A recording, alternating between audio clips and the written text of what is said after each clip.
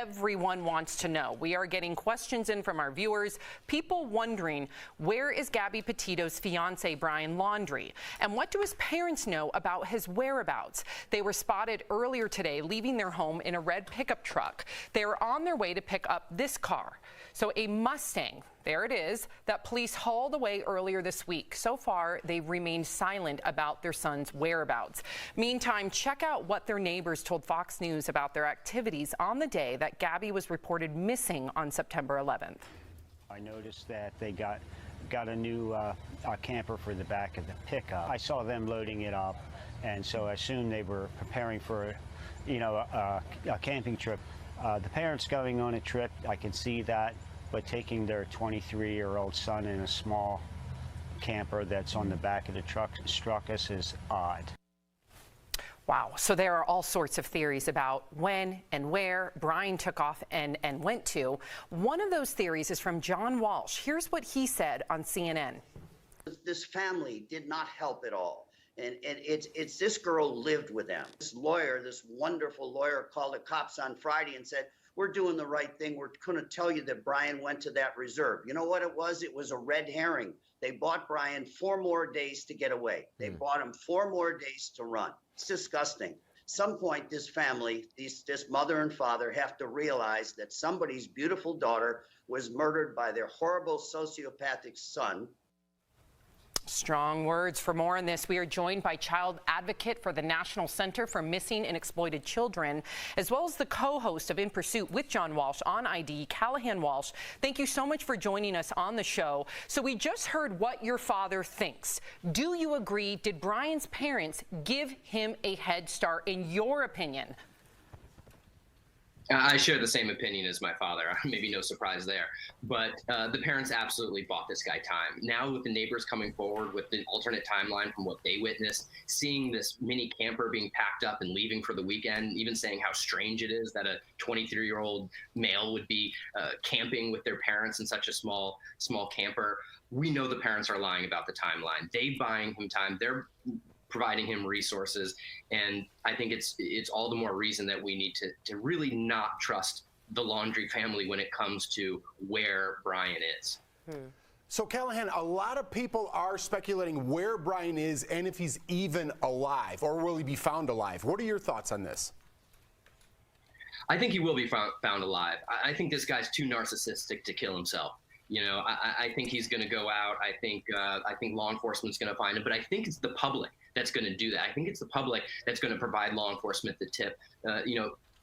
We're searching for that key that unlocks the door to justice. I know somebody out there is going to spot Brian, they're going to do the right thing, and they're going to call law enforcement. And the public is oftentimes law enforcement's most powerful tool. That's the tool we harness on In Pursuit with John Walsh. We profile these guys, but it's the public that gives us that information. They're the reason these guys are taken off the streets. Callahan, this couldn't lead into my question better. There's been a ton of internet sleuths and witnesses from the public that have come forward trying to help in this case. A lot of YouTubers and a lot of people with cameras. Do you think personally this is too much involvement from the public? Do you think it helps or hurts? I thought this would be a great help. I wonder what your take is. The internet sleuths, the armchair detectives, they've had a rocky history, right? Yeah, right. But I think time and time again, now with the internet, they're proving their worth. They really are coming up with some incredible evidence that law enforcement probably would have never found if it wasn't for the public. Now, law enforcement, they're limited, right? They have a set amount of resources, only a number of people to work with. The public, they're putting in those extra hours. They're burning the midnight oil for law enforcement and finding these tips and this interesting information that law enforcement may not have been able to find without this help. And it really is incredible what the internet's been able to do. I really salute anybody out there that's putting time and attention on Gabby's case and helping us solve it. Does that change your mind now? Because when we've had conversations, you almost felt like the internet would hurt. Well, I just think that there's no, if the police go after somebody and they are wrong in who they convict, or they just damage somebody's life or their house, somebody can be held accountable. If the internet does that, it's harder to hold people accountable. So I'm back and forth because I did see the Golden State Killer series, and I was really impressed by that. So I do think there is some worth from that. Let me ask you this quick question, Callahan. You said that the police have limited resources. I don't understand why, as soon as she was found missing, their son was the last person that she was seen with. Why didn't they immediately put eyes on the parents' house? You wouldn't one assume that he would go back there to kind of re-up and reestablish himself? You know, I share that same question. You know, why didn't they have an unmarked car outside the house? Why weren't they watching who was going in and out of that household? Weren't they surveilling it? I don't have the answers to that question. You know, look, hindsight's always 20/20. We can say everything they should have done, but that's easy. That's something that they absolutely should have done from the very beginning. That's something Ice-T would have done. Yeah. You know? Ice-T.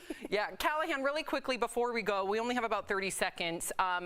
Gabby's best friend, Rose, has spoken out saying that she knows that Brian Laundrie can survive in the wild because he went on this Appalachian Trail trip for 3 months on his own without any help and called him a survivalist. What is your take on that? She's absolutely right. I mean, this guy knows how to live modestly. They were doing the hashtag van life for 4 years. He knows how to operate on a small budget. He knows how to live out in the wilderness. And they were gurus on social media. He's very tech savvy as well, too. This is the perfect storm for a guy to be on the run. That's why it's so difficult to track this guy down. Wow. Thank you so much, Callahan Walsh, for your take. We appreciate it.